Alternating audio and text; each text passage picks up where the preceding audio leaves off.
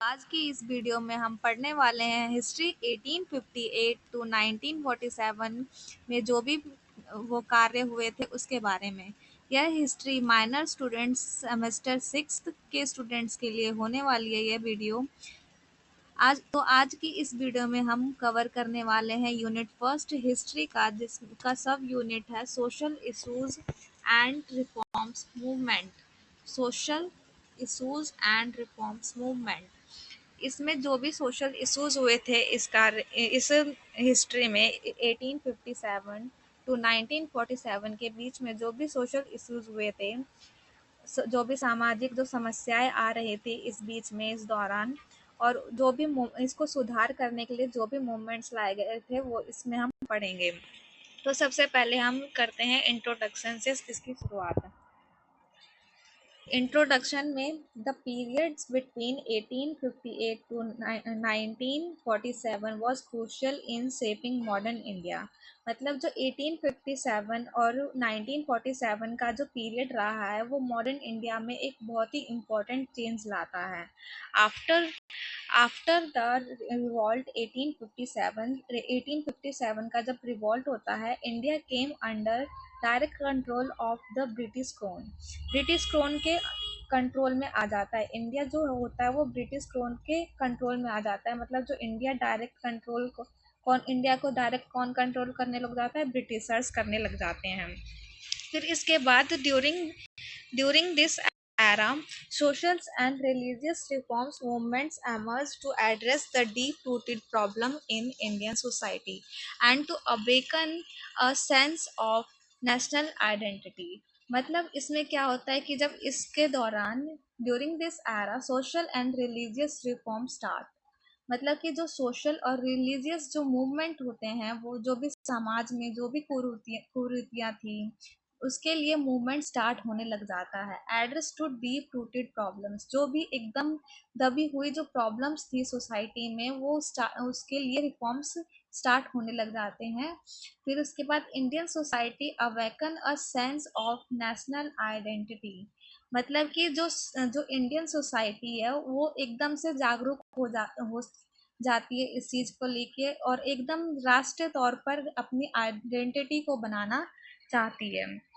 फिर उसके बाद सोशल इश्यूज जो थे 19th सेंचुरी में, जो भी इंडिया में सोशल इश्यूज जो रहे हैं वो ये हैं।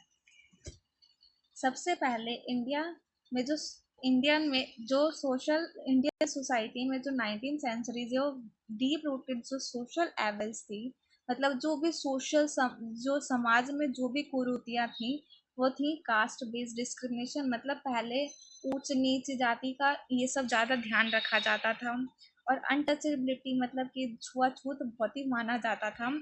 इस चीज़ को बहुत ही ये सामाजिक कुरीतियाँ उस टाइम पर थी।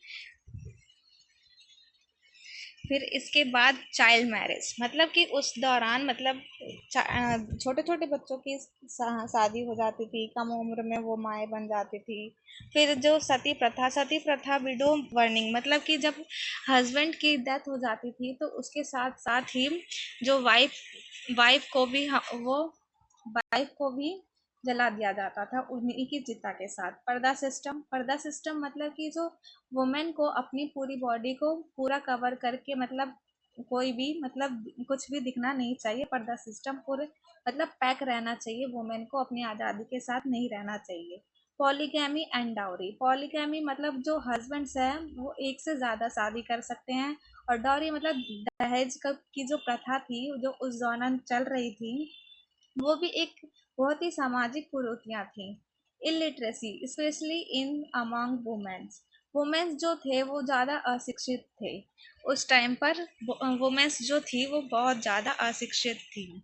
Denial denial of womens rights, मतलब कि जो वुमेन्स की जो राइट्स थी उसको बहुत ज़्यादा दबाया गया था उस टाइम पर। Religious superstitions and blind faith, मतलब कि जो बहुत ज़्यादा अंधविश्वास था एकदम, जो बहुत ज़्यादा ब्लाइंड फेथ किसी भी चीज़ के लिए, मतलब एकदम अंधाधुंध विश्वास हो गया था सोसाइटी का। British rule exposed Indian society to modern western education, मतलब जो ब्रिटिश रूल था उसमें इंडिया की जो सोसाइटी है उस पर वेस्टर्न एजुकेशंस का एक्सपोज हुआ। मतलब कि जो वहाँ की जो वेस्टर्न एजुकेशन थी वो यहाँ इंडिया में लाई गई। And the ideas of liberty, equality, and human dignity leading a many Indians to introspect and work towards social reforms। मतलब कि जो जब इंडिया की जो एक्सपोज हुआ था, ब्रिटिश रूल का जो एक्सपोज हुआ था इंडियन सोसाइटी पर, उसमें लिबर्टी मतलब आज़ादी, इक्वालिटी समानता, ह्यूमन डिग्निटी ह्यूमन की जो डिग्निटी है उसको यहाँ पे इंट्रोस्पेक्ट करा गया था। इसका जो बहुत ही अच्छा प्रभाव पड़ा था इंडियंस के ऊपर, और इस ये सोशल रिफॉर्म्स की तरफ लेकर गया था। इसके बाद रिफॉर्मिस्ट मूवमेंट जो हुए थे, रिफॉर्मिस्ट मूवमेंट है क्या? रिफॉर्मिस्ट मूवमेंट मूवमेंट होते हैं जिसका एम क्या होता है, सोसाइटी में चेंज लाना, रिलीजियस और सोशल प्रैक्टिसेस में चेंज लाना। और एकदम जो जो रिफॉर्मिस्ट मूवमेंट था उसमें रैशनल थिंकिंग को जोड़ दिया गया था, मॉडर्न वैल्यूज को जोड़ दिया गया था, प्रोग्रेसिव आइडियल्स को जोड़ दिया गया था उसमें। मतलब जो भी रिफॉर्मिस्ट मूवमेंट हुआ था उसमें सोसाइटी में जो भी रिलीजियस थे, जो भी धार्मिक, जैसे सती प्रथा, अनटचेबिलिटी, ये सब चीज़ों को कम करने का, सुधार लाने का इनमें मूवमेंट चलाया गया था। सबसे पहला जो सुधार था वो ब्रह्मो समाज सुधारक थे, जो उन्होंने रिफॉर्म जिन्होंने मूवमेंट चलाया था। और कब चलाया था ये? 1828 में। और इसके फाउंडर कौन थे? राजा राम मोहन रॉय। इनके क्या बिलीफ्स थे? इनके बिलीफ्स जो थे वो मोनोथेइज्म, अपोजिशन टू आइडियल। मतलब कि वो एक ईश्वर बात पर विश्वास करते थे और एक ही ईश्वर को मानते थे। उनका कहना ये था कि ईश्वर सिर्फ एक ही होता है। Condemned Sati and polygamy. Polygamy मतलब कि सती को वो कंडेम्ड करते थे, और पॉलीगैमी मतलब एक से ज्यादा मतलब पत्नियां जो रखते थे उसको वो कंडेम्ड करते थे। और कास्टिसिज्म को भी वो मतलब छुआछूत को वो हटाना चाहते थे, उसका विरोध कर रहे थे। Promoted window remarriage and women education. मतलब वो वुमेन एजुकेशन को प्रमोट करना चाहते थे। और विडो रीमैरिज मतलब कि जैसे कि जिन भी महिलाओं के वो हस्बैंड्स की डेथ हो जाती है उसके बाद भी वो शादी कर सकते हैं। मतलब पहले ऐसा हुआ करता था कि सती प्रथा चलती थी, हस्बैंड्स की डेथ होने के बाद उनको भी उन्हीं की चिता के साथ जला दिया जाता था। तो इसीलिए वो इस चीज को प्रमोट करते थे कि ऐसा सती प्रथा को नहीं करना है, और विडो की जो विधवा औरतें होती है उनके द्वारा शादी करवानी है। फिर इसके बाद played a major roles in the abolition of sati. मतलब कि राजा राम मोहन रॉय जो थे उन्होंने बहुत ही अच्छा योगदान दिया था अपना अपना सती प्रथा को खत्म करने में। सती प्रथा कब खत्म हुई थी? 1829 में। 1829 में राजा राम मोहन रॉय ने सती प्रथा को खत्म कर दिया था। और फिर उसके बाद प्रार्थना समाज। प्रार्थना ये दूसरे रिफॉर्मिस्ट मूवमेंट था जिसका नाम है प्रार्थना समाज। और ये कब स्टार्ट हुआ था? 1867 में। 1867 में। और इसके फाउंडर थे आत्मा राम पंदु रंग। मतलब कि इनके जो फाउंडर थे वो आत्मा राम और पंदु रंग, इनका फुल नेम है आत्मा राम पंदु रंग। और इनको सपोर्ट कौन करते थे? एमजी रनाडे। अब इनके बिलीफ्स देखते हैं, इनके बिलीफ्स क्या हैं। मतलब ये इंस्पायर्ड थे ब्रह्मो समाज से, लेकिन ये इंस्पायर्ड थे ब्रह्मो समाज से लेकिन ये ब्रह्मो समाज से इंस्पायर्ड थे, लेकिन ये बेस्ड थे बॉम्बे बॉम्बे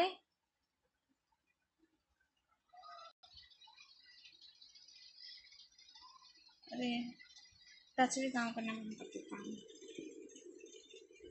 ये प्रमोट करते थे सोशल रिफॉर्म्स को, जैसे कि इंटर कास्ट मैरिज को प्रमोट करते थे, विडो रीमैरिज को प्रमोट करते थे, वुमेन्स की एजुकेशंस को प्रमोट करते थे, फिर इसके बाद आर्य समाज आता है। आर्य समाज के फाउंडर कौन थे? स्वामी स्वामी दयानंद सरस्वती। और ये कब स्टार्ट हुआ था? 1875 में। इसका एक स्लोगन है, go back to the Vedas. अब इनके बिलीव्स क्या है, मतलब वेदास की तरफ जाओ। इनके बिलीव्स क्या थे वो हम जानते हैं। Opposed idol worships, caste by birth and child marriage. मतलब कि जो वर्शिप होती है, पूजा पाठ होती है, उसको वो अपोज करते थे। कास्ट बाय बर्थ मतलब कि जो जन्म से ही जाति को देखा जाता था, वो चीज़ को वो अपोज करते थे। और जो चाइल्ड मैरिज था उसको भी वो अपोज करते थे। सपोर्ट इक्वल राइट्स, वो इक्वल राइट्स, सबका समान अधिकार हो, इस चीज़ को वो सपोर्ट करते थे। फॉर वुमेन्स, वुमेन्स और मैंस के जो भी इक्वल राइट्स थे उनको वो सपोर्ट करते थे। विडो रीमैरिज एंड एजुकेशंस को भी वो सपोर्ट करते थे। इनिशिएटिव्स सुधी मूवमेंट्स टू इनिशिएटिव सुधी movements to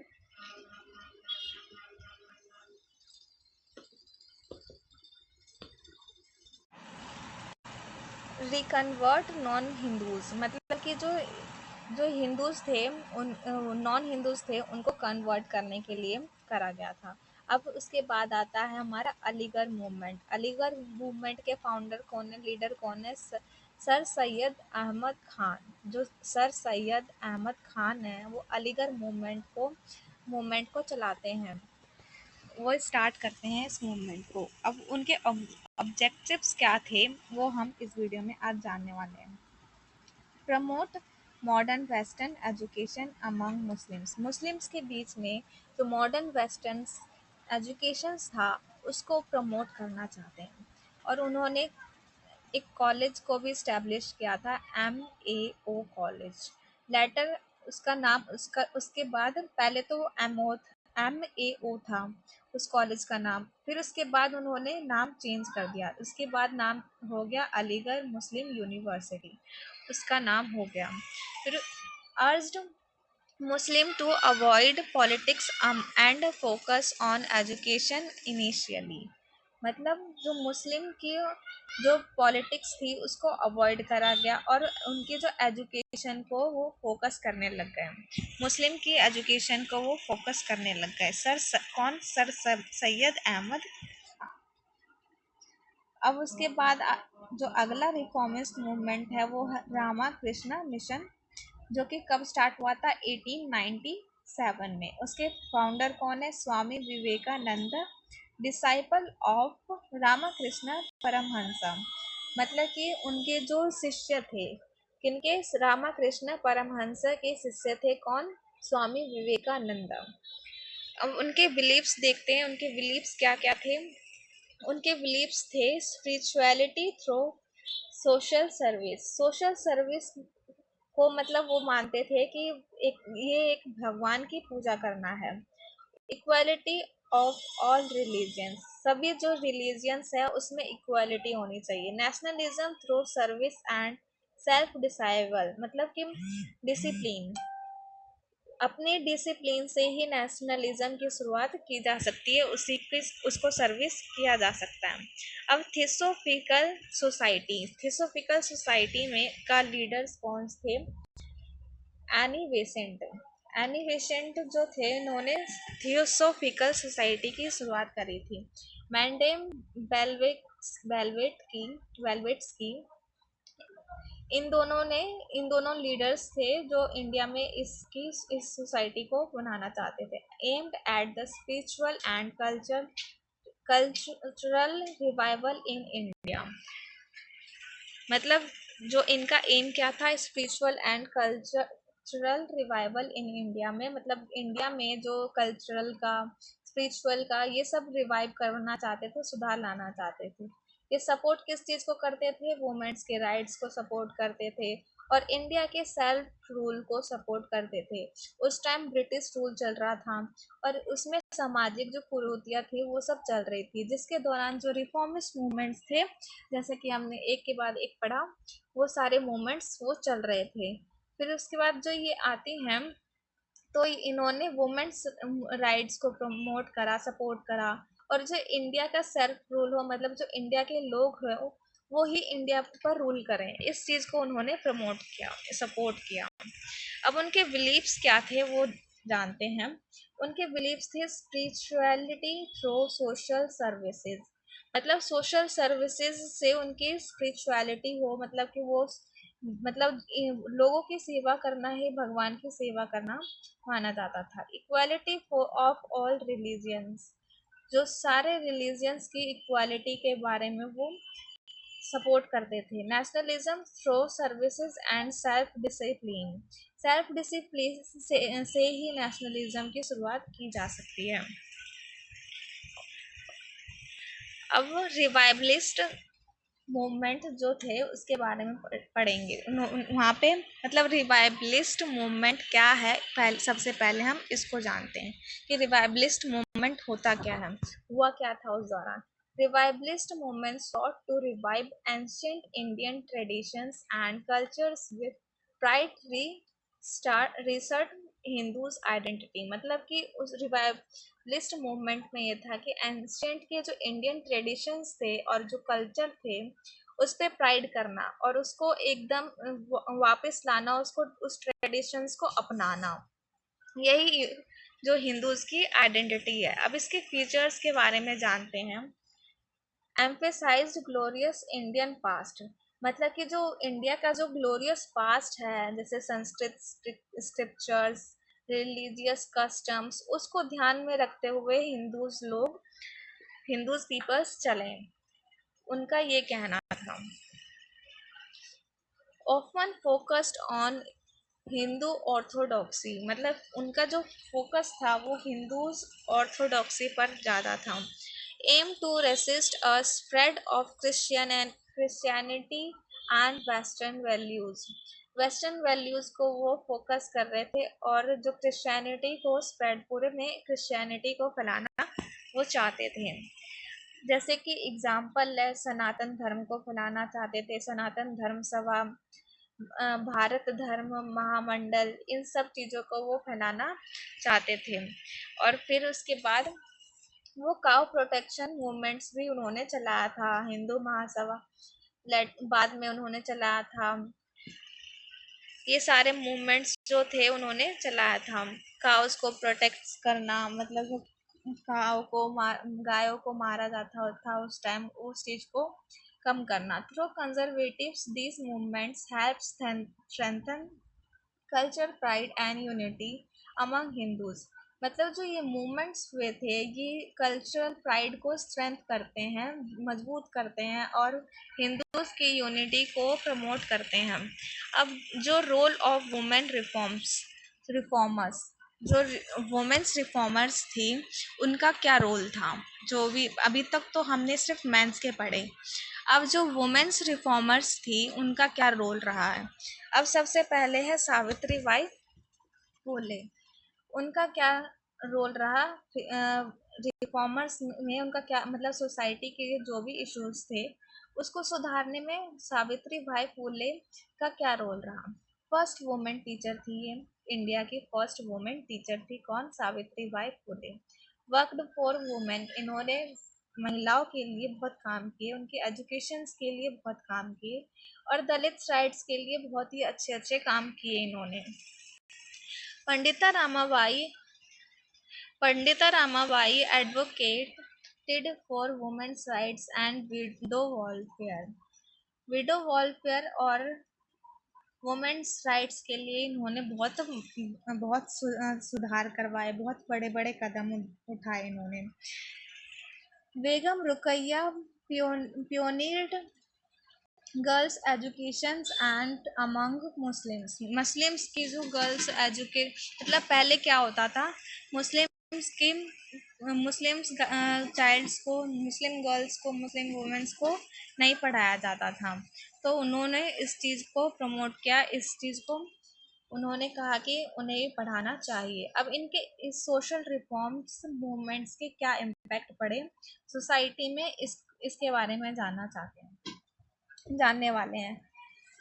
spread modern education, मतलब मॉडर्न एजुकेशन पूरी सोसाइटी में फैल चुका था। साइंटिफिक थिंकिंग हो गई थी लोगों की, धीरे धीरे आने लगी थी। फिर उसके बाद अबॉलिशंस और रिडक्शन ऑफ सोशल एविल्स, जो भी सोसाइटी में सती प्रथा जैसी, चाइल्ड मैरिज जैसे कुरीतियाँ थी, उसको अबॉलिशन करा गया। और फिर उसके बाद उसको पूरा सुधार करा गया कि ऐसा ऐसा किसी भी चीज़ को सोसाइटी में नहीं रखना चाहिए, नहीं करना चाहिए। Growth of national national consciousness, rise of educated middle class को मतलब पढ़ाना शुरू करा गया, बढ़ते गए। स्ट्रेंथन द फ्रीडम मूवमेंट को भी स्ट्रेंथ मिली, सब इंडियंस जो थे वो यूनाइट होना शुरू होने लग गए। मतलब ये सारे मूवमेंट्स का इम्पैक्ट ये पड़ा। अब आते हैं हम कंक्लूजन इसका।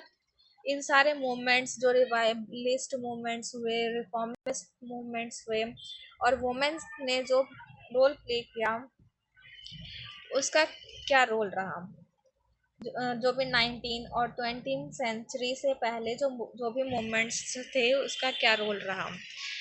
Witnessed witnessed and awakening the Indian society, reformers challenged outdated traditions and helped build the foundations for modern democratic and progressive India।